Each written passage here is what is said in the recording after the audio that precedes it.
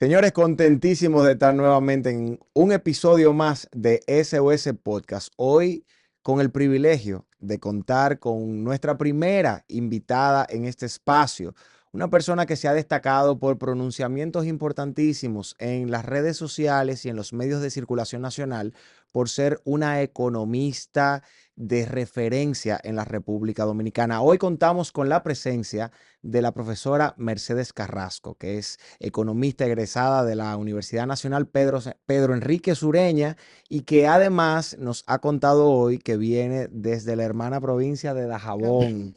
Aquí vamos a hablar de temas interesantísimos, vamos a hablar sobre presupuestos, sobre economía, proyecciones económicas, subida del dólar ¿Y de quién es Mercedes también, y un poquito, Carrasco? por supuesto, vamos a conocer a esa profesional de la que todo el mundo ha hablado últimamente por sus importantes aportes con respecto, entre otros, ¿verdad? Con respecto a la propuesta de reforma fiscal que Bueno, evidentemente, y por los rafagazos, Fran, hay que decirlo, que la gente lo sepa bueno, de bueno, manera llana, o sea, sí, por los rafagazos que uno ve en Twitter, pero ¿eh? esos rafagazos en Que Twitter aportan luz. Sí, vienen llenos de aportes, llenos de aportes. Y lo más interesante, en mi caso, es que la profesora Mercedes siempre toca temas que revelan detalles que la gente no tiene necesariamente en cuenta. Y eso hace que uno siempre tenga que utilizar sí. sus redes sociales, sus informes, sus pronunciamientos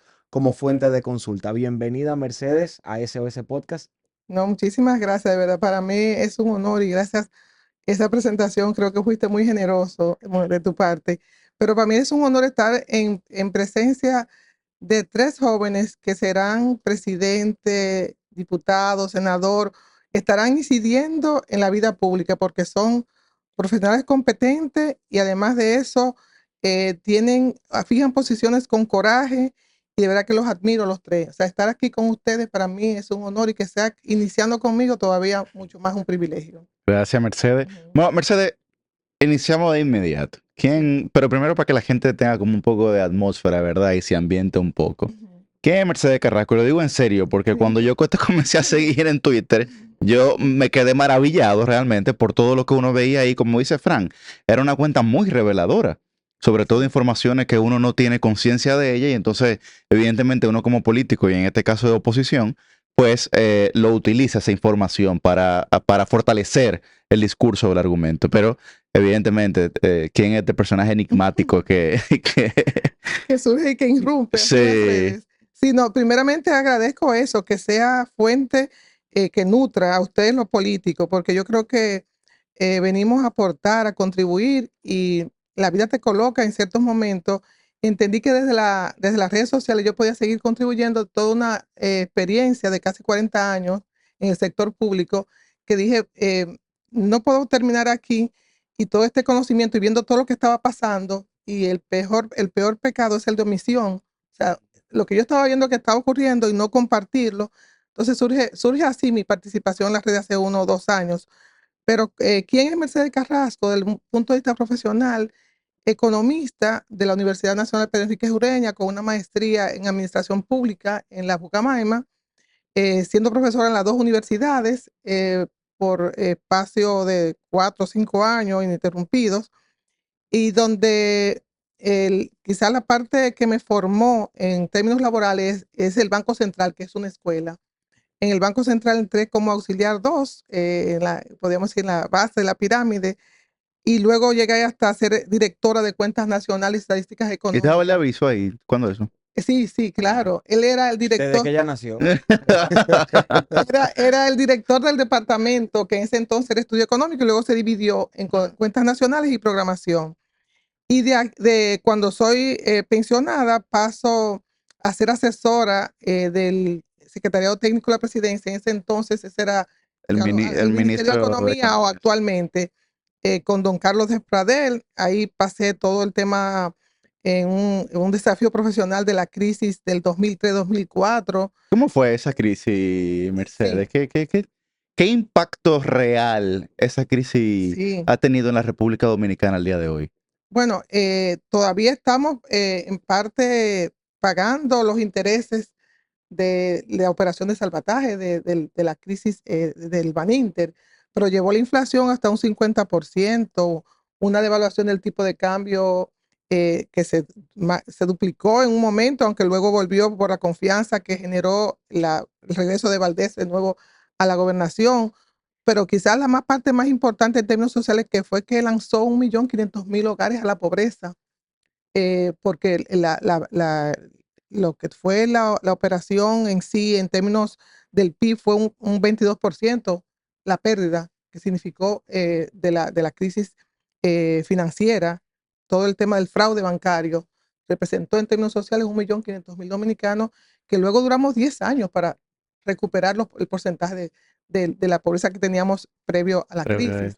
Entonces, eso como una enseñanza del punto de vista político, de que se puede perder en poco tiempo la estabilidad, y luego para recuperarla y volver a los indicadores previos se puede tardar 10 y 12 años. Un poco la preocupación que veníamos tras cámara, Francisco y Yuri comentando, de cuando veamos, cuando entremos en materia ahorita de lo que se avecina en términos de lo que podrían ser los impactos en términos económicos y sociales de una política económica no, podríamos decir, bien implementada. Me surge una pregunta y me gustaría, Ujú. antes de eso, primero que concluya Sí, digamos, ese recuento de su historial, porque se quedó cuando estaba trabajando sí, en el Secretariado secretario técnico, Técnico, sí, vamos que a es lo ver. que hoy es el Ministerio de Economía. Economía, y lo pueda completar, pero Ujú. conectado también con la pregunta que hacía Yuri. Sí. Yo me preguntaba si, desde su punto de vista, wow, medio corriente, desde su punto de vista, como economista, es, ¿usted visualiza que eso se puede volver a repetir? Lo que pasó aquí en el año 2003. Hablaba de las enseñanzas a nivel político para Sí, prevenirlo, porque aquí hubo consecuencias judiciales para los responsables, digamos, financieros, si se ujú, quiere, sí, o corporativos, pero no hubo responsabilidad política para sus cómplices, porque sí, llegar a ese punto a un fraude de esa magnitud, magnitud, yo no creo que sea posible sin niveles de complicidad desde el ámbito político para que algo pueda llegar a ese nivel. claro. ¿Usted cree que luego de completando ese historial, Sí, la pregunta mía que me surgió fue si eso podría volverse a repetir en la República Dominicana, un fraude bancario, y llevando como consecuencia una crisis de esa magnitud de la que vivimos en el año 2003, que los jóvenes de hoy no No la conocen, conocen. sí, porque Así es. los muchachos de hoy, 18, 19, 20, 21 años, ujú, apenas estaban naciendo, o no habían nacido, o estaban recién nacidos. Pero quienes sí lo vivimos, en mi caso siendo adolescente, ujú, bueno, quizás mi familia no estaba entre la 1,5 millones de familias que pasaron al umbral de la pobreza, pero sí tuvo un impacto donde vimos, digamos, afectada la calidad de vida y sí. disminuida muchas de lo que pequeños, digamos, privilegios o lujos que una familia podía tener. Y mi pregunta es, ¿algo así podría volver a pasar? Sí, es una pregunta importante, pero también un poco delicada, porque el sector financiero sabe que es, como quien dice, en la espina dorsal de la economía, y es muy sensible a cualquier comentario que uno pudiera hacer. Existe ahora mismo una supervisión basada en riesgo, con un superintendente, con una capacidad técnica y con una, podemos decir, una transparencia en su actuación. Sin embargo, yo voy a aprovechar el podcast para externar algunas preocupaciones con un banco de manera específica, con el banco justamente del Estado, el Banco de Reservas.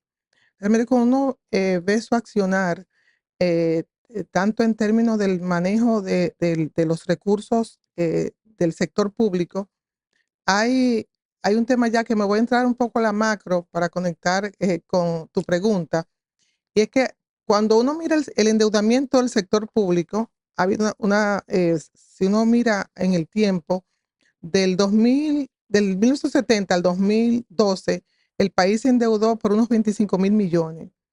Del 2020 al 2024 se endeudó por una cantidad similar. Es decir, en 4 años nos endeudamos lo que tardamos 42 años.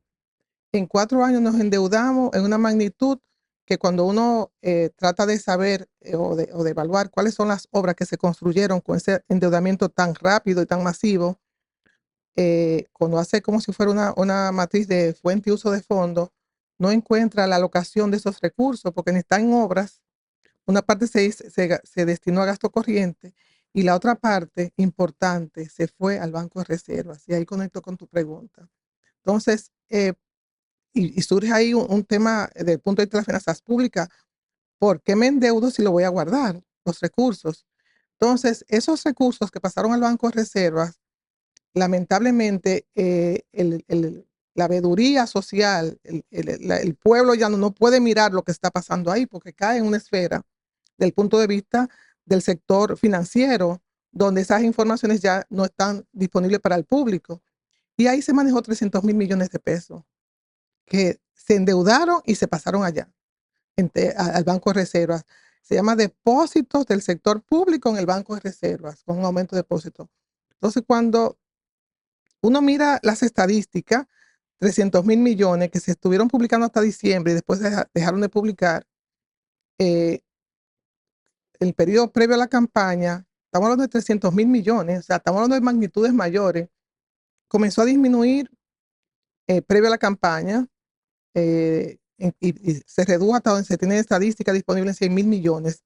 Estaríamos hablando que eso es un 25% del presupuesto general del Estado para un año. Así es, así es. O Esa sea, es una magnitud, cantidad importante. que donde entonces estamos pagando unos intereses por un dinero que está depositado, que en términos de tesorería es pésimo. Tú tomas recursos para guardarlo, o sea, a tasa de interés más Pero alta. esa no ha sido, digamos, Mercedes, un poco la conducta del gobierno en sentido general de que tal vez la gente no puede palpar esas obras que tú bien señalas. Tenemos el caso de Aerodón, Sí, por es otro tema ejemplo, que vamos a tratar. que realmente son impuestos previos, ¿no? Que se adelantaron. Que se adelantaron, correcto. Y así muchos otros casos. Entonces, no es una conducta tal Sí, vez sí. vinculada en términos generales, ¿no? Sí, es como si fuera, se ha implementado como una práctica nueva, se ha estrenado figuras impositivas, figuras financieras, el fideicomiso, la APP, donde ya la trazabilidad se pierde en términos presupuestarios y donde el ciudadano no puede saber realmente en qué se está gastando y queda todo una finanzas públicas opacas que tendrás luego que reescribirse la historia cuando se sepa en qué se gastó.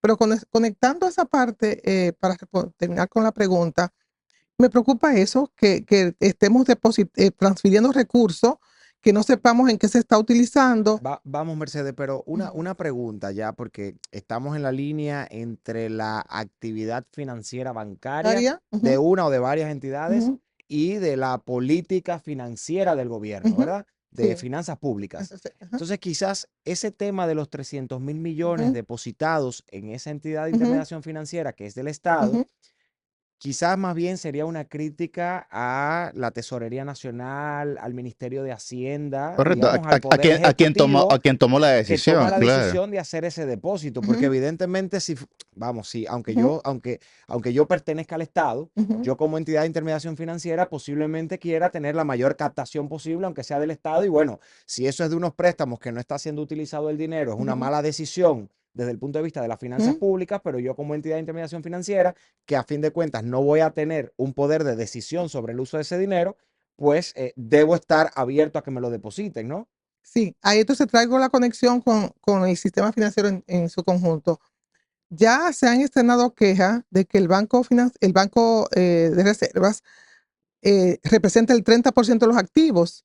Tú tienes entonces una concentración alta y tú tienes un oligopolio entre tres bancos que dominan el mercado. O sea, un banco que tenga un 30%, o sea, ya en términos de lo que es competencia leal, ya no es competencia leal. Ya tú tienes una concentración en un solo banco y si te suman dos bancos más, tienes más del 60% de los activos. Entonces ya eso crea en términos de eficiencia al sistema financiero, le crea un ruido, crea un tema de concentración de poder de un solo banco. Hay Y molestias en otras claro, entidades más pequeñas por esta claro, situación. lo han externado y se han escrito artículos sobre eso, de que una competencia desleal, porque tú estás sobre un colchón que te lo colocó el gobierno, un colchón financiero, así cualquiera reparte utilidades de miles de millones.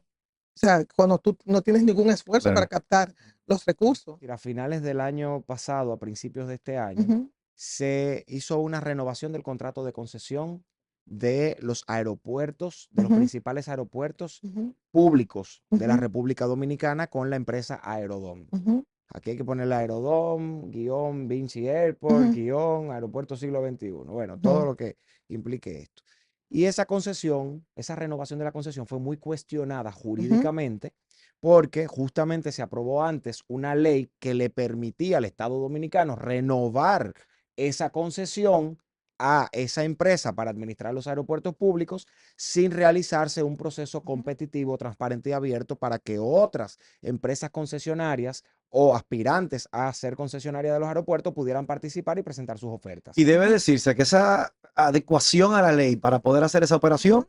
se hizo sin Tener saberse que era para eso. eso. Claro. Desde el Congreso nosotros Ujú, exigimos ujú, que se nos explicara cuáles eran los contratos a los cuales se le quería aplicar estas nuevas medidas ujú, legales.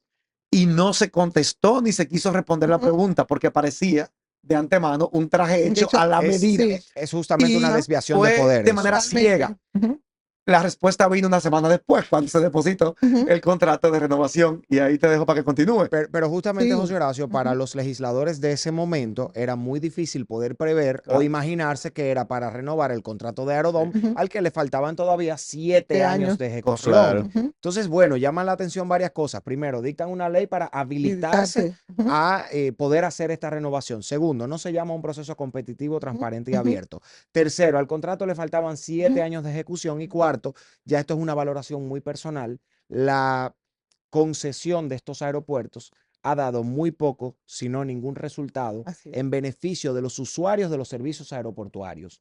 Nosotros, por ejemplo, tenemos el Aeropuerto Internacional de las Américas, Ujú, que es un aeropuerto que visualmente ujú, y desde el punto de vista de su funcionamiento podría ser un aeropuerto de 1985, ujú, sin problema.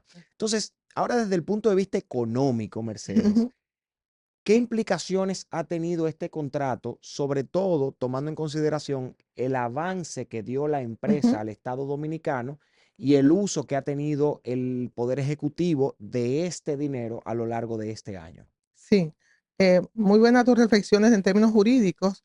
Desde el punto de vista económico y también de transparencia, los recursos se incorporaron al presupuesto. En el momento de incorporar los 775 millones de dólares, la tasa del 60 daba 43 mil millones, y se tenía un presupuesto inicial distribuido de la siguiente manera, donde el 70% era para obras públicas y Presidencia de la República tenía un 17%. Eso fue prepandemia, perdón, preelecciones.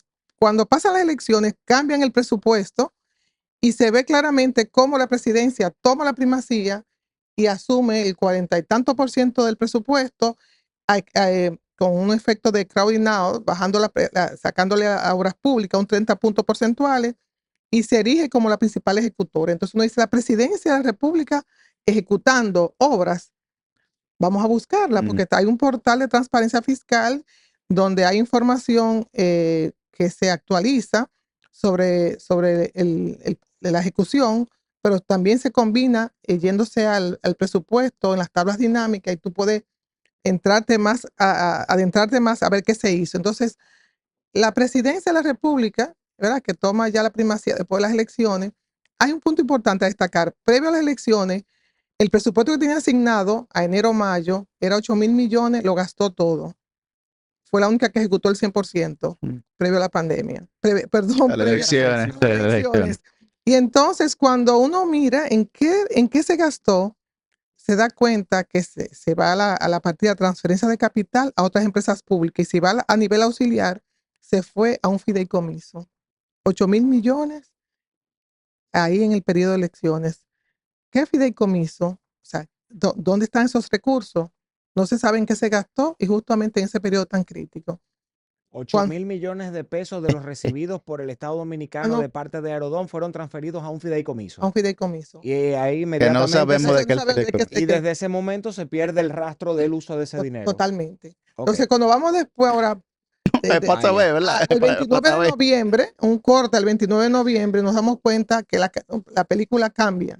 Entonces ya eh, Presidencia ha gastado 16 mil millones. Volvemos de nuevo a ver en qué cuenta la gastó. Transferencia de capital. ¿A dónde fue? ¿A qué empresa pública? No. Fue a la transferencia a nivel auxiliar fideicomiso. O sea, ya hay 16.000 millones en fideicomiso, que no se sabe qué es el fideicomiso, que lo transfirió a la presidencia. Entonces, cuando uno va a las obras que se anunciaron, que fueron muy específicas, tanto el tipo de obra como geográficamente estaban ubicadas en el Gran Santo Domingo y en San Cristóbal, y una parte menor que iba a ser en toda la geografía nacional con el tema del asfaltado.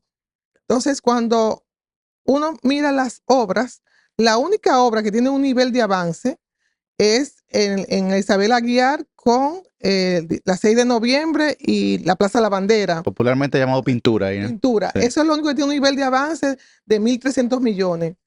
Luego, el puente elevadizo al puente flotante, aquí en el río Sama, Ujú. no hay rastros. Ahí se tenía consignado un monto importante. Luego le seguía el puente paralelo al Jacinto Peinado.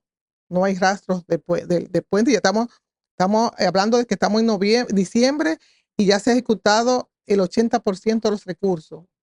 Y las obras más importantes, ni siquiera hay rastro de iniciadas. No hay ni un camión de gravilla mal parqueado cerca de Nada. ahí. La unidad traumatológica de San Cristóbal, lo que está nada más es unas vallas puestas y no hay nada. Entonces, estamos en presencia de una, podríamos decir, desde el punto de vista presupuestario, de una implementación, una ejecución totalmente opaca, totalmente desde el punto de vista sin rendición de cuentas y con una negación de lo que se comprometió el propio presidente de la República.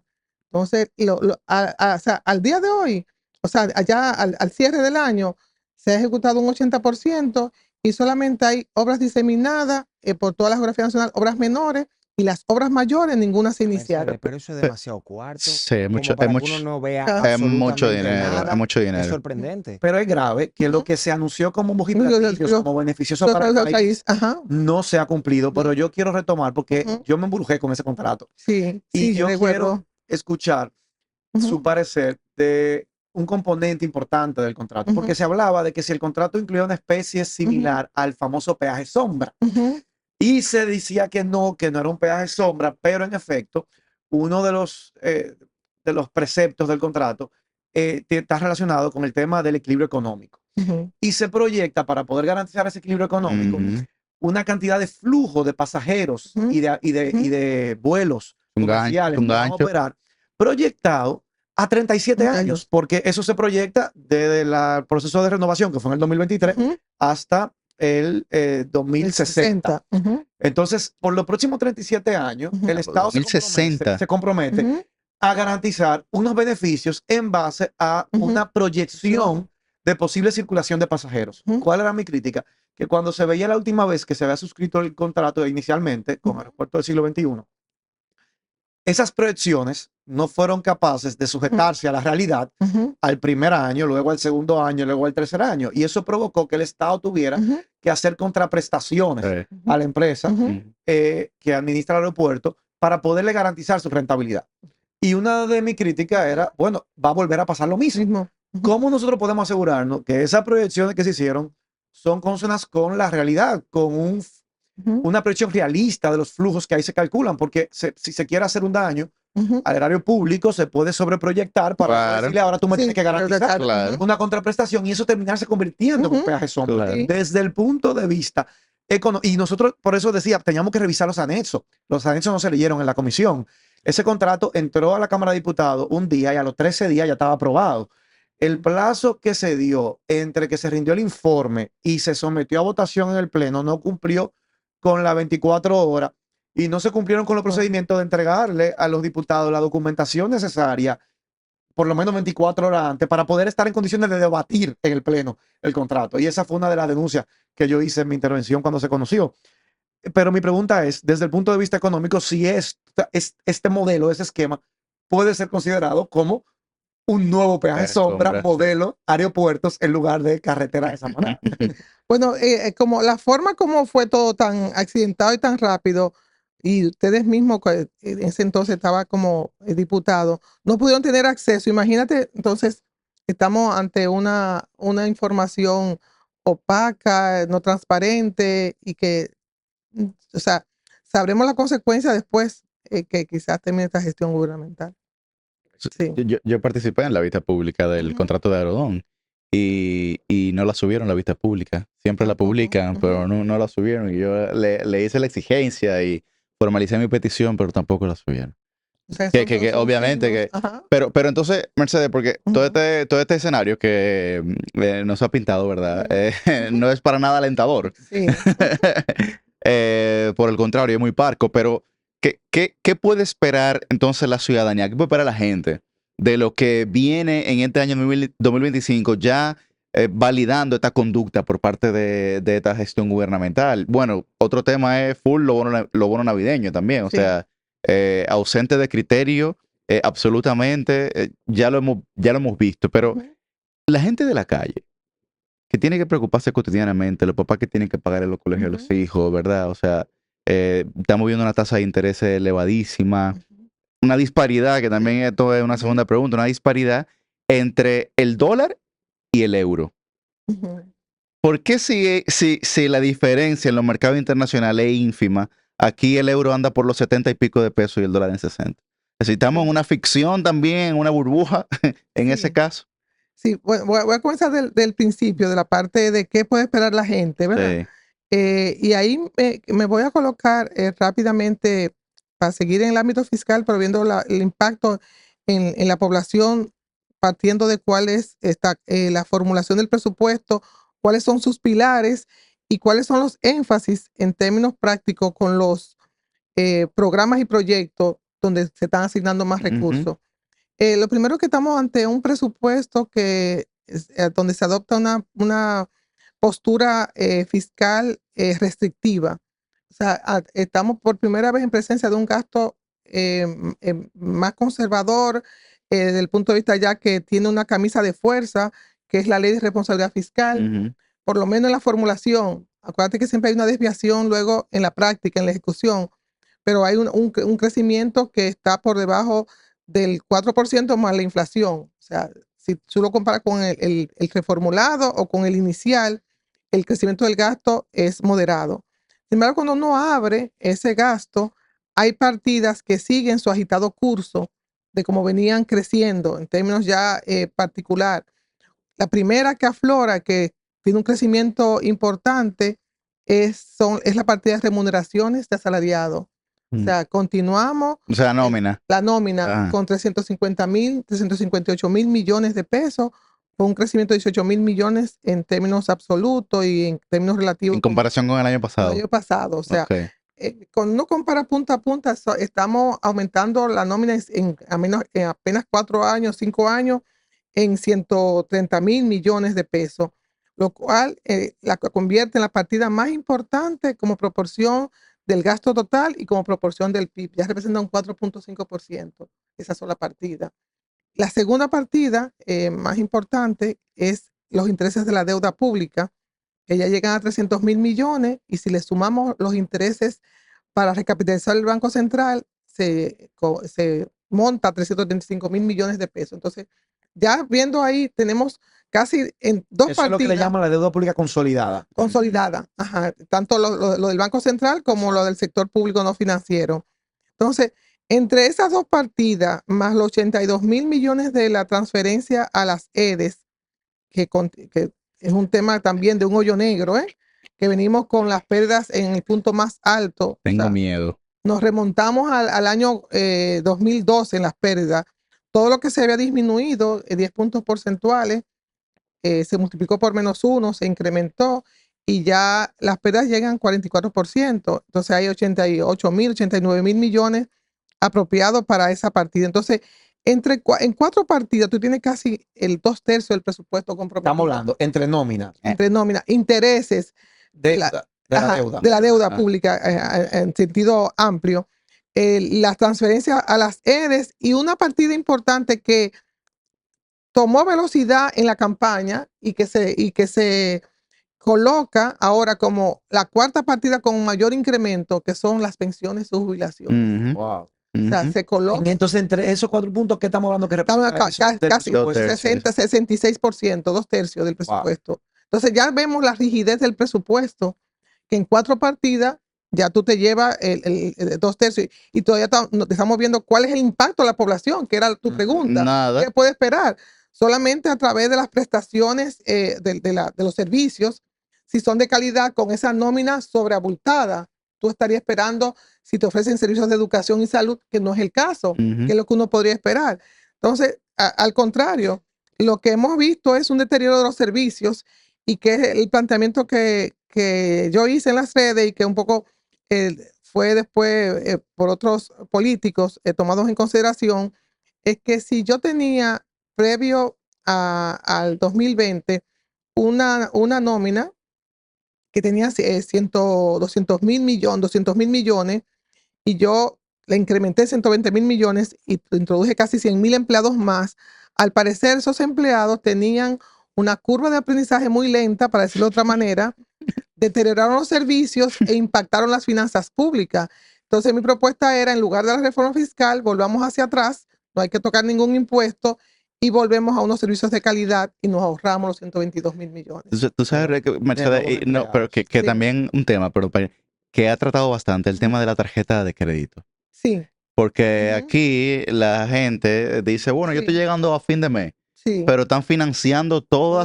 toda su deuda a través de la tarjeta de Que crédito. es un peligro también, volviendo a la preocupación de Horacio, de José Horacio, del sistema financiero.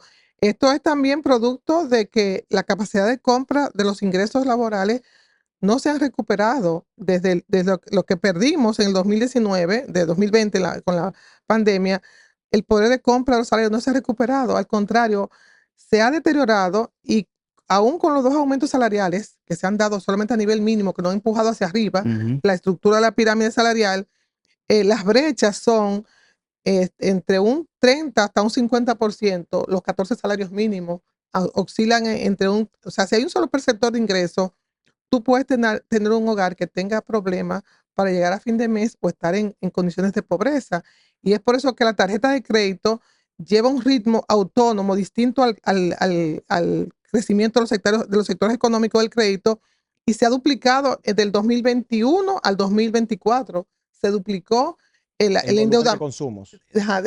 exacto, de endeudamiento con tarjeta de crédito, Endeudamiento, Claro. ajá. lo cual es un peligro que atenta contra, hay bancos que sus ingresos dependen de la tarjeta de crédito.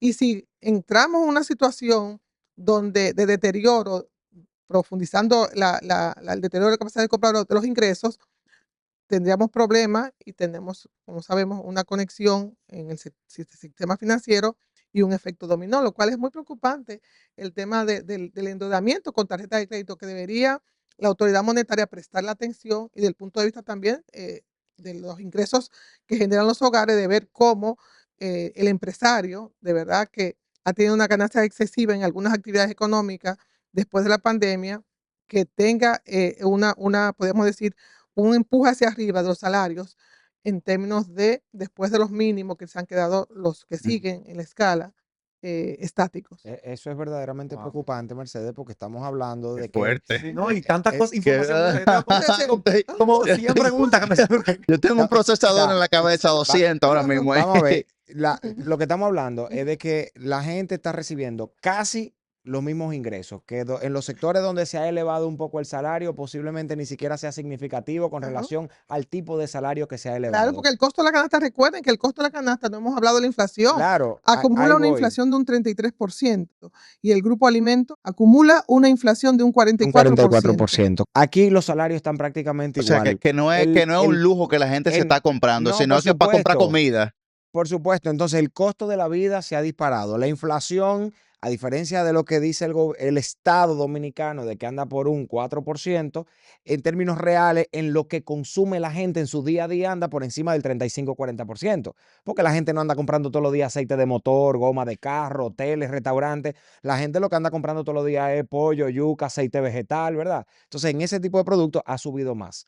Entonces, cuando uno lee, como yo leí hoy o ayer, a una persona en una de las redes sociales diciendo, bueno, pero aquí la cosa no puede estar tan mala porque hubo una feria de vehículos que colocó más de 7.000 millones en vehículos, hubo un concierto de fulano de tal, un concierto de fulano de tal, estaba todo lleno, los centros comerciales estaban llenos, pero eso es a tarjetazo limpio. Entonces, la preocupación que a mí me surge con lo que usted está diciendo es que puede llegar un momento donde la capacidad de endeudarse del ciudadano con una tarjeta de crédito o unas tarjetas de crédito que tienen un interés de un 60% anual, llegará el momento donde el agua le va a tapar la cabeza y va a haber una Sino que no se suerte la ha de tapado ya, ¿eh? ahogamiento masivo que puede tener, no digo que lo va a tener, hay que ser delicado con el sistema financiero, pero que podría tener un efecto sistémico en la medida en que las entidades de intermediación financiera llega un momento donde se ven imposibilitadas a cobrarle a esa gente. Así es. Entonces, ¿qué deberían hacer las autoridades de cara a esta situación? O sea, podemos empezar a quitarle un poquito de tarjeta de crédito a la gente, empezar a reducir los límites en el crédito de las tarjetas. O sea, ¿cómo se manejaría esta situación? Porque la verdad es que son muchos comportamientos individuales que cuando se suman pueden crear un gran riesgo nacional. En una economía que su relación producto-empleo es inelástica. Mercedes, pero ¿qué es eso de inelástico para que la gente pueda comprender? Sí. Una relación inelástica es cuando una variable crece, se supone que la otra puede hacerlo a la misma velocidad, por debajo o superior. Pues, Porque es decir, no hay una relación directa entre el crecimiento de dos variables. entonces, si es inelástica, el empleo se queda rezagado con respecto al producto. El producto crece a un punto porcentual y el empleo lo hace a un 40, Ok, 0.40. ok. Por ejemplo, con respecto a una relación inelástica también, que hay varias en términos de la economía en su conjunto, es la presión tributaria. La presión tributaria no crece como crece la economía. Necesita siempre una reforma fiscal. Es inelástica, se queda siempre rezagada por el tema de la evasión, la ilusión y el tema de las exenciones. Pero siguiendo con el empleo y viendo como del punto de vista qué podemos hacer con la tarjeta, me fui más como desde el inicio para llegar porque atraviesa por lo productivo y atraviesa también por el tema del punto de vista de las estructuras oligopólicas y monopólicas con la inflación, los salarios, o sea, habría que tocar rápidamente, no sé si con el tiempo nos permitirá hacer como un recorrido. Tráigame la pizarra, por favor. No, pues, Si nos permitirá hacer como así un recuento de por qué, ¿verdad? La economía crece y no sentimos ese crecimiento económico. Esa primera respuesta viene de que cuando se combina el factor trabajo y capital, la relación es predominantemente del capital y el empleo o la remuneración salarial solamente participa un 20%, el 80% se lo queda el capitalista del punto de vista. yo pensaba que era porque yo era sintomático a ese crecimiento. Pero no, Entonces, ahí viene la chiste primera, malo. sí. Sí. Entonces, del punto de vista, ¿verdad? De que el empleo no está creciendo en la misma velocidad que el producto. Entonces, se está quedando con parte del pastel más la parte del capital, los empresarios, que el trabajador. Esa es la primera, podríamos decir, información que debemos de plantear de este modelo que viene desde atrás, pero que se ha profundizado. Lo segundo es la calidad de ese empleo. O sea, no solamente el quantum, ¿verdad? No estamos participando, sino la calidad. Y ahí viene la relación de la informalidad. La relación es 56-44. Sí. O sea, 56% de la informalidad. Si lo haces en informalidad, tú no tienes contrato, tienes menores salarios, no tienes seguridad social, entonces ya es un empleo realmente que sus ingresos quizás no te sustentan el costo de la canasta. Entonces, tenemos por el otro lado, ¿verdad? Cuando se ha generado ese crecimiento económico, las políticas redistributivas del Estado deberían intervenir. Entonces, ahí uno esperaría un Estado que sea el Estado Robin Hood, que tome de los que más tienen para pasar a los que menos tienen. ¿Qué pasa? Que no, lo toma de los que menos tienen y le pasa migajas. Entonces, el neto a veces es negativo porque son impuestos indirectos. El sistema tributario dominicano, la relación es 2/3 es indirecto, son impuestos directamente ITEVIS, impuestos al consumo directamente, y proporcionalmente lo cargan más a los que consumen más respecto a sus ingresos, que son los que menos tienen. Entonces, tú tienes un sistema tributario que toma los ingresos de los que menos tienen proporcionalmente, y luego para pasarlo, las políticas redistributivas sociales no han sido efectivas, y justamente nos encontramos ante un caso que estábamos comentando otras cámaras, el tema de los bonos. Que usted definió como un tsunami Ni presupuestario. presupuestario. Busquen ese tuit, señor. Sí. Y aprovechar la pausa ahí para que Ujú. quien no diga cómo es su cuenta de Twitter y preguntarle si ya está en Blue Sky también, que cómo es que se llama la nueva red social del nuevo Twitter. Ustedes no lo han visto, están atrás. No. Ah, pues súper Señores, pero atrás. hay un No, nuevo no, sí, yo Twitter, tengo la pero- mía ya. Obvio. No conocía esa cuenta. Ay, Sí. no sé cómo es su ¿Será usuario que de tú estás Twitter, muy porque es que adelante? todo el que ¿Será está que tú viendo estás muy esto tiene adelante? que seguir a Mercedes para entonces Sí, hablar es sobre ese me- tsunami presupuestario. presupuestario. Y ahí vamos a entrar porque hay otros. Bueno, es Mercedes MA de Carrasco, todo corrido. Mercedes MA Carrasco. Ok, Mercedes me Carrasco. Entonces, MAK. Carrasco. Entonces estábamos con los bonos. Con los bonos. Entonces, justamente esa política social que uno esperaría que sea la que llegue directamente a los que menos tienen, que sea focalizada, nos hemos dado cuenta con los bonos navideños que es la expresión, la antítesis de una política social focalizada. Primeramente, los bonos se multiplicaron por 10, mientras la pobreza había disminuido, que se suponía que entonces si ha disminuido la pobreza, tú deberías entonces dar proporcionalmente, entonces se multiplicó por 10, 300,000 a 3 millones En No, 4 años. en 4 años. Nos enteramos ahora, en el día de ayer, de que por cada tarjeta emitida, el costo de emisión de tarjeta esos son 700 pesos. O sea, yo te estoy dando 1.500 Más los y el 700 que me cuesta hacer la hacer tarjeta. la tarjeta. Para, Qué o sea, golpe, líder. en adición a eso, sabemos también que la focalización no fue tal, porque salieron expresidentes de la Claro. República en la lista, los O sea, que no fueron posibles 4.500 millones. Esos bonitos están costando algunos 7, 8.000 millones de pesos, Así es. contando con los gastos con el gasto operativos. operativo. Entonces, nos encontramos donde quizás los más pobres entre los pobres no les va a llegar esta ayuda y además se presta, como lo hemos visto en el pasado, que un solo beneficiario estaba transando con 8 tarjetas, Sí. 80 tarjetas. Hay un tema de transparencia que existía en el pasado que es importante señalar y que se perdió y como que la ciudadanía siento que no hace el sabiduría social. Anteriormente la tarjeta tenía nombre y apellido del beneficiario con su cédula. Cédulas y cédulas. Ahora es amorfa. O sea, tú la puedes, cheque al portador, a quien tú la quieres pasar, lo que se presta para ver todo lo que se está viendo. Entonces, No, se activa Ujú. con una cédula. El problema es que cuando no Ujú. se hace el filtro ujú, y cualquiera está habilitado pero para que- poder pero es cambiar que esa no, cédula pero es con que- un padrón, como- No, ajá, pero es que uno antes. puede probar varios No, no, no, varias pero- cédulas hasta que una le funcione. Claro, activa. pero lo Y que- alguien podría por ahí cambiar a nombre de cualquiera de nosotros.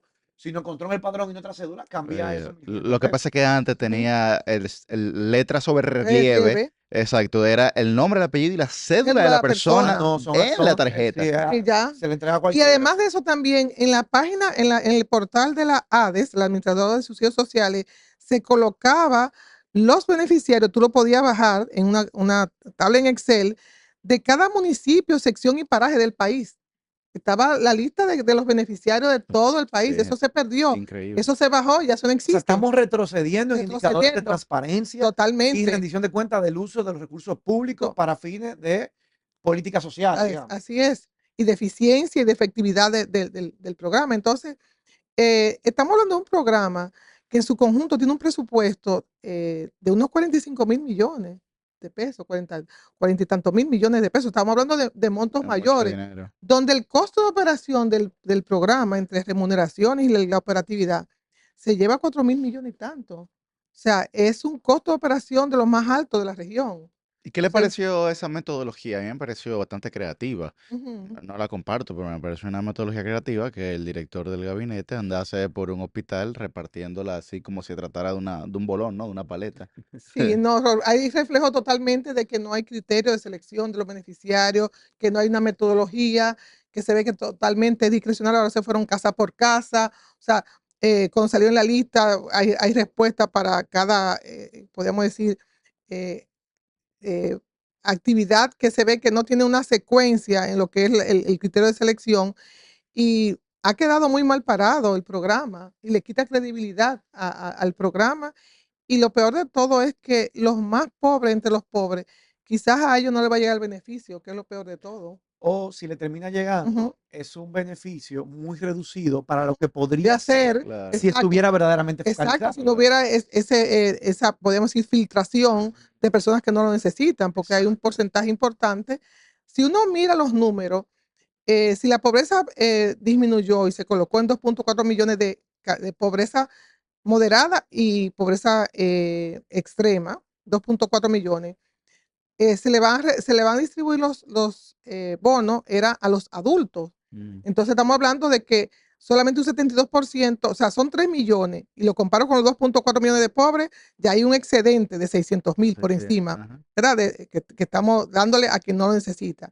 Y si encima de eso lo ponemos solamente a nivel del porcentaje de los adultos que estarían aptos para recibir, es un 72%, o sea, bajaría mucho más. Estamos en presencia de que debió ser nada más 1.8 millones que se entregara. O sea, Prácticamente duplicado, prácticamente. ajá, llevamos 1.2 por encima, un 40 y tanto, 50% por encima de lo que se necesitaba. En perspectiva, Mercedes, Ujú, para que la gente que nos está viendo entienda, ujú, hablar de 4.500 millones ujú, netos ujú. solamente en lo que se va a entregar en las tarjetas, más el costo de emisión de esas tarjetas, Ujú. más el costo operativo de entrega, Claro. estaríamos hablando de que con ese dinero se podría Ujú, financiar 6 veces el presupuesto de la Liga Municipal Dominicana en un año, ujú, 4 veces el presupuesto del Ministerio de la Juventud en ujú, un año, ujú, o se podría financiar un año completo del presupuesto de la Procuraduría General de la República.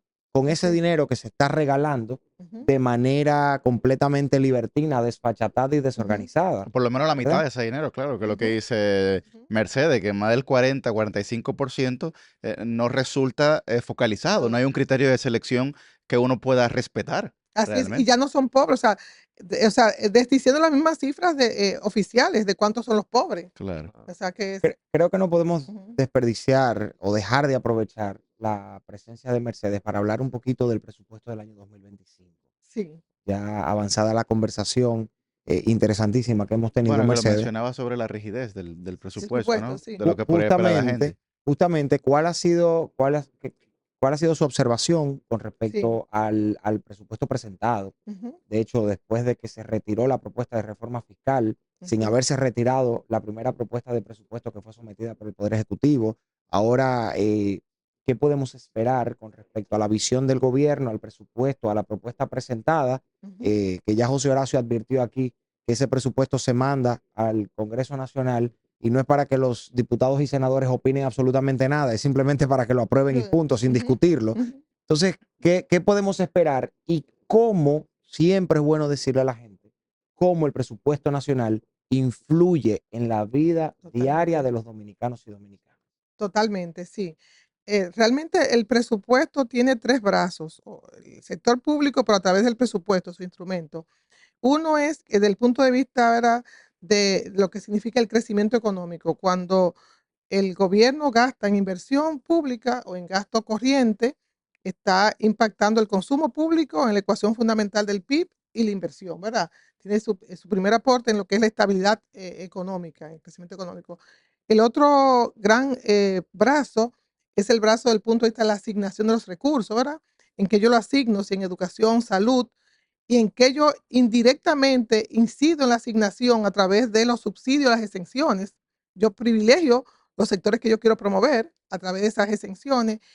Y el tercer brazo, que es para mí es el más puro, que es el rol redistributivo del Estado, que es el punto de vista ya de el gasto social, ya del punto de vista de a quién yo tomo como, de dónde tomo los impuestos y a quién luego le transfiero esos recursos. Entonces, mirándolo en perspectiva de esos tres brazos, el presupuesto es, del punto de vista del crecimiento económico, es un presupuesto con una postura restrictiva, con gasto corriente o gasto total creciendo apenas 1.5 si se compara con el reformulado y en 8% si se compara con el inicial, pero que si lo abrimos y vemos, nos damos cuenta que el gasto de capital vuelve a ser la cenicienta, vuelve a ser sacrificado, cae en el punto más bajo, disminuye en términos nominales en 22,000 millones, que es mucho ya, o sea, se supone que los presupuestos son incrementalistas, este ya de por sí tiene una caída de 22,000 millones y lo coloca como proporción del PIB en 2.1%. Y ya si tú te vas a hacer histórica, es el punto más bajo en los últimos 70 años, 72 Wow. años. Para que la gente entienda, ¿a Ujú. qué nos referimos cuando hablamos de gasto de capital? Capital. Sí. Son las obras de construcciones de obras, todo el tema de la infraestructura, carretera, puente, calles, ahora mismo el tema de la línea del metro. O sea, estamos castrando el crecimiento económico para que el sector privado se desarrolle. O sea, no solamente la parte pública, sino que estamos comprometiendo el crecimiento en el corto, el mediano y el largo plazo. Y por eso el costo será muy alto de todas las decisiones de política que se están Entonces, adoptando. para ponerlo sencillo, Ujú, en los últimos 70 años, ujú. con relación al tamaño de la economía del Del país país, claro. en cada uno de esos años, en este 2025 se hará la inversión más baja Baja de la historia en gasto de capital, es decir, de infraestructura cultura, pública. totalmente, 2.1%. Y ahí se observa una disminución a nivel de provincia. En 15 provincias ven disminuido su presupuesto en inversión de capital.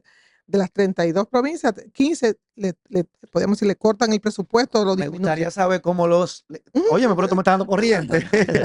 Me gustaría saber cómo los legisladores de esas 15 provincias votaron por ese presupuesto Qué va. que disminuye las inversiones en sus provincias del gasto de capital de parte del gobierno de la Como República nunca se había visto una disminución, como te digo, masiva en todas las provincias. Otro tema, Perdón, Mercedes, y sí, conectando eso con lo que usted decía previamente, ujú, es la inversión más baja en gasto de capital en los últimos 70 años, ujú, pero al mismo tiempo, la mayor parte del grueso de ujú, ese presupuesto se lo está comiendo la cantidad de empleados públicos con el aumento de la nómina, ujú. Así el, es. el aumento de las pensiones especiales que da el presidente de la República y el Poder Ejecutivo Del de sector manera eléctrico. indiscriminada. El El otro sector tema es eléctrico, el interés de la deuda pública pública, y el subsidio al sector eléctrico. O sea, son 4 rubros ujú, que se están comiendo el presupuesto nacional y así que es. por lo menos 2 de ellos sí podrían ser controlados mediante una simple decisión política del presidente de la República. Así Lo que es. tenemos en los Ujú, últimos 4 años un estado más ineficiente. totalmente. Lo que Como estamos está- describiendo, mucho más costoso, ujú, mucho más caro y que ofrece peores servicios servicios. públicos. Un administrador que administre la cosa de esa manera Ujú, estaría cancelado en cualquier ámbito del sector privado. Hace rato. Lo que así pasa es. es que se gastó mucho dinero y lo decíamos al inicio de esta Ujú, conversación, en la campaña electoral. Aquí le Hay renovaron el una contrato. opacidad, hay falta de ujú, transparencia en todos estos fondos que cuando comenzamos hablando del contrato de Aerodón, por ejemplo, ujú. cuando hablábamos de las reservas públicas, bueno, no sabemos a dónde ha ido a parar ese dinero, pero yo creo que la respuesta está en que este era un año electoral y que había que a toda costa, a como diera lugar, ganar las elecciones y además también tener un control absoluto y hegemónico del Congreso que le permita Totalmente. modificar, aprobar presupuestos, modificar la Constitución sin ni siquiera tener Y de que los consultar ayuntamientos. o pedir un mínimo de consenso con los actores políticos de la Mercedes, yo oposición. quería, Es un Totalmente. retroceso en materia Ujú, económica, social, institucional, todo. política, señores, sin precedentes. Sin yo precedentes. quería, Así es. Mercedes, cambiar mi vehículo, pero entonces con el programa que tú me pintas, yo mejor vendo el que tengo y guardo el dinero y me quedo a pie. Realmente, sí, sería muy, muy cauto en tomar una decisión en Ok. términos Lo digo financieros. porque, claro, Sí, tratando de ejemplificar un poco para la sí, gente en sí, sí, sentido general de lo que... Arréglale el aire acondicionado y cámbiale la goma y Mira, aguanta eso ahí. Todo lo que... tú querías hablar de un libro, se nos está acabando el tiempo. Sí. Ay, Sí, Mercedes, díganos algo positivo, algo bueno tiene que sí, haber, no todo sí, puede ser malo, sí, por sí. favor. no, realmente, y eso que no hemos puesto el panorama con el contexto internacional, con ahora mismo Gracias a Dios.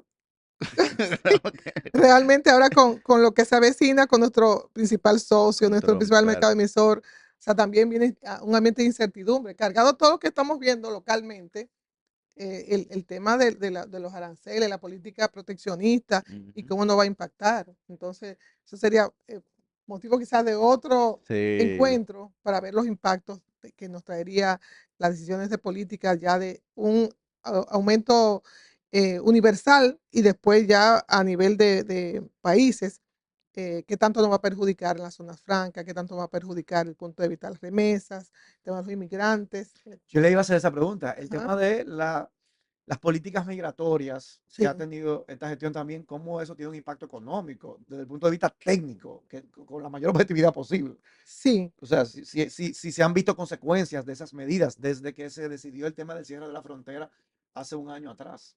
Sí, el cierre de la frontera tuvo su impacto en el comercio exterior y se vio claramente cómo los primeros meses disminuyó hasta un nivel de 60% y aún ha quedado afectado ese mercado, el mercado desde el punto de vista de exportación. Si se ha recuperado, quizá no ha llegado a los niveles que existía antes del cierre. Y desde el punto de vista de las deportaciones, ahí No tengo estudios que lo avalen, pero sí, por lo menos se expresan los empresarios vinculados a la agricultura, sobre todo en la zona bananera y la parte ya de recolección de café y cacao, de que sí ha habido escasez de mano de obra, pero eso realmente me gustaría quizás tenerlo documentado, ver en la encuesta de fuerza de trabajo en el próximo trimestre, a ver cómo se observan los impactos, porque claramente es una competencia de desplazamiento de la mano de obra menos calificada y hace que entonces los salarios se depriman. Incluso cuando viene un inmigrante nuevo, desplaza el anterior porque viene a salarios mucho más bajos, a salarios de miseria. Y es realmente todo un tema que no lo tocamos en la cuenta Bueno. de producción de generación de ingresos.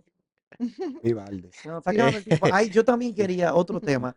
En un momento de la conversación, Ujú. usted mencionó que en el país tenemos 14 salarios mínimos. Así lo Sí, dijo como de sí, refilón. ajá, Y Sí. seguimos No, y hablando. la sí, diferencia que hay entre uno y otro, otro, ¿no? Que- Ajá, que puede haber, el mayor claro. puede casi que duplicar al menor, que es realmente el verdadero salario mínimo, porque al final esto es como quizá hasta un tema quizá hasta semántico de hablar de salario mínimo con escala, lo que hay es una distorsión. salario, digamos, fijo por sectores y el Ujú, mínimo real viene siendo el sector que se le permita pagar menos. Este modelo, digamos, de política salarial, ujú, eh, ¿cuál es su valoración sobre el mismo a nivel comparativo? En otros países también aplica igual. Para mí, y, no soy economista, pero lo visualizaría quizá la posibilidad de tener salario mínimo. Y nosotros lo hemos planteado como partido político, ujú, que quiero agradecerle a Mercedes, que aunque la seguía desde hacía muchísimo en ujú. Twitter, la conocí personalmente en una actividad que ella, académica, bueno, política, pero Sí. digamos de carácter intelectual, que tuvimos una plaza democrática en Opción Democrática. Y una de las propuestas que nosotros hemos planteado es la posibilidad de tener salarios diferenciados por regiones en base al costo de la vida por región, Ujú, que de alguna manera podría ser más razonable en la medida en que sirve para zonas deprimidas del país, deprimidas del país, incluso incentivar la generación de empleos en la medida en que se permite pagar menos, pero porque el costo de la vida es menor. ujú, O sea, no sé si alguna valoración que uno pueda hacer sobre esto, porque algo que yo siempre digo, cuando uno va al supermercado a comprar arroz, plátano, pollo, lo básico, aceite, espagueti, salsa de tomate, no le preguntan en qué sector tú trabajas para saber cuánto me van a cobrar por esos alimentos básicos. sí. Entonces, ¿cómo es que dependiendo del sector yo te puedo pagar menos o tengo que pagarte más? Mm. Económicamente, Sí. háblame Sí, una realmente valoración sobre eso. ha sido muy buena tu pregunta. El tema de la dispersión de los 14 salarios mínimos que son, del punto de vista primero sectorial, o sea, zona franca, turismo, manufactura, cada uno tiene local, tiene un salario específico, lo cual crea dispersión. La dispersión del punto de vista, al final, son estructuras productivas no tan diferenciadas para tú decir, tiene una complejidad, por ejemplo, la minería que amerita un salario mínimo, no hay tal, esas diferencias tan marcadas. Y luego está otra estratificación que es por el tamaño de empresa, que ahí sí es entendible. Ujú. La mediana, la grande y la grande, mediana y pequeña empresa. Yo sí estaría de acuerdo a que todo lo sectorial se agrupe por el tamaño y ya tres salarios Tres mínimos. salarios. Y estoy de acuerdo con esa propuesta regional también. A mí me Exacto. preocuparía, Ujú, ¿verdad? Ya que no ha habido espacio para el debate, me preocuparía de esa ujú, propuesta regional que se provoque una migración Sí, masiva eso fue lo de que las zonas eso fue lo que deprimidas pensé. a las zonas más urbanas, Mm. en busca de que si los salarios mínimos, que es, digamos, para la base de ujú, la estratificación laboral, son más altos en la capital y en Santiago, pues yo ujú. que soy de Elías Piña o que soy de Pedernales o Bauruco, me voy para allá porque al final, si voy a ganar el salario mínimo, Pero yo pues lo allá veo al voy a ganar revés. más que aquí. Yo lo veo al revés. Yo veo desde el punto de vista del Ujú. empleador que si puedo pagar un salario menor en esta piña, Me voy pues allá. mejor abro esa plaza de trabajo allá. Eso, Y así también provoco frenar esa migración Migración. de esas zonas deprimidas hacia Santo Domingo, porque yo prefiero ubicarme allá porque allá voy a poder pagar menos porque el costo de la vida es menor y le permito con eso menos que le pago a Ujú. una persona que pueda Tener. vivir mejor. Ahí lo que hay eso, que, O sea, ahí lo que hay que, eso, sí, pero digo ahí lo que yo, hay que ver es el margen de maniobra que va a tener el Ujú, ciudadano, porque si aquí te pagan más y la proporción de gasto es la misma que en Elías Piña, aunque te paguen menos, y tú haces el cálculo y en los dos sitios lo que te queda al final del mes para tú ahorrar es un 30% de lo que tú estás ganando, estás ahorrando básicamente lo mismo. Entonces lo que hay que ver es que la diferencia que le quede al ciudadano de lo que está ganando sea mayor en esa región que tal vez paga Me menos. parece que ese va a ser un tema interesante de Ujú. estudio para The Notch Advising Group, Ujú. que ya iremos avisando de qué se trata eso. ¿Usted quería decir algo? No, le decía que más que para ahorrar, es una brecha menos amplia, porque todos cierran en déficit, Correcto. los salarios mínimos. Sí, exacto, Sí, exacto, sí, ujú. sí. Bueno, Mercedes. Una vaina muy fácil. Sí, claro. Todos los cierran. Claro. Sí. Mercedes, Es para ver leyendo, qué menos me voy a endeudar, exacto. leyendo Ok. una reflexión final que me gustaría traer, Ujú. leyendo el libro de La crisis del capitalismo democrático de Martin Wolf, me encontré con unas reflexiones que hacía, donde dice por un lado que el cambio es esencial y es inevitable, Ujú. pero el cambio debe partir o debe iniciar de lo que ya tenemos, porque Ujú. no podría haber otro punto de partida. En otra parte del libro también dice que la parte más esencial de la sociedad requiere el equilibrio entre la economía y la política, entre Ujú. lo individual y lo colectivo, entre lo nacional y lo global, pero ese equilibrio está roto. Ujú. Entonces dice que la economía ha hecho convulsionar a la política y viceversa. Y un poco todo esto viene porque Aquí yo creo que ha sido la última parte, ¿no? La política ha convulsionado la economía, ¿no? las dos cosas, y no ha Sí. pasado solamente aquí, yo en Ujú. eso estoy de acuerdo con el autor, pero definitivamente el fenómeno o los fenómenos económicos Ujú. y los que resultan como consecuencia, ¿verdad? Podemos hablar de la guerra de Rusia y Ucrania, podemos hablar de los efectos de la gran recesión del 2008, de la COVID-19, pero eso ha impactado en la política, pero Ujú. definitivamente la política impacta en la economía y Economía. creo que para muestra todo lo que hemos hablado aquí en el día Exacto. de hoy. Ujú. ¿Qué reflexión podemos llevarle a la gente sobre el punto de partida que debería tomar la República Dominicana en un mundo ideal, desde nuestro deseo de empezar a hacer las cosas bien mañana, Ujú. para que esa relación de equilibrio que se debe dar entre la política y la economía, pues nos pueda encaminar a una prosperidad y sobre todo a una prosperidad esperada, pero sobre todo al mantenimiento de nuestro sistema democrático? Sí, muy interesante la reflexión. Después me voy a dar el libro porque, o sea, de la reflexión que traes. Mira, realmente yo creo que la República Dominicana está atravesando por un tema de credibilidad de la política, ¿eh? Se ha ido deteriorando muy fuertemente, sobre todo este inicio de la gestión, cómo se instauró el gobierno, cómo fueron las elecciones. Yo creo que amerita como que ese pacto a la concordia que se está hablando, ¿verdad? Que volvamos de nuevo, pero que volvamos, como quien dice, como si estuviéramos en una crisis, que cuando hay crisis como que todo el mundo cede porque quiere salir de la crisis, y que ese gran pacto de solidaridad que hubo en el año 1990 con Balaguer, que fue el punto de partida para ese crecimiento sostenido, donde se hicieron las grandes reformas, creo que amerita volver a tener un punto de encuentro en la sociedad, pero como con las cartas todas sobre la mesa, que no haya agenda oculta y que pensemos en esa estrategia nacional de desarrollo que ha quedado como olvidada y que hay como por lo menos una estrategia paralela que es por 4 años. Entonces, que miremos el país a nivel ya de un más largo plazo y que tengamos sentada sobre la misma mesa todos los partidos políticos, pero también las fuerzas vivas, la sociedad civil, que sea parte también de encontrar podemos decir, esa brújula que creo que le hemos perdido. Bueno, Necesitaremos una Ujú. epifanía para que eso suceda, habrá una que ver, epifanía social. habrá que ver, habrá que Mercedes, ver. muchísimas gracias. Gracias, Mercedes. Para nosotros ha sido de verdad que, para mí, el episodio que más me he disfrutado. Arrancar contigo como O sea, primer quiere invitado decir que la Sí. conversación de conmigo y eso con es. Fran no te había No, no lo parecido. siento. Ok. Con Ah, Mercedes, ya, no, está bien, está bien. ya lo sabía porque ya habíamos tenido intercambios antes, pero se aprende muchísimo y uno se queda con ganas de seguir hablando y de seguir haciendo preguntas. Así que quién sabe si más adelante podamos volver a tener. Seguro. Sí. No, no, y con el panorama que pinta, vamos a tener aquí interepisodio. Muchas Un gracias, Mercedes. monitoreo. Gracias, No, Mercedes, por venir. gracias a ustedes, de verdad, por el privilegio, por el honor. Y yo apuesto a ustedes que ustedes van a estar, los designios de este país estarán en manos de ustedes.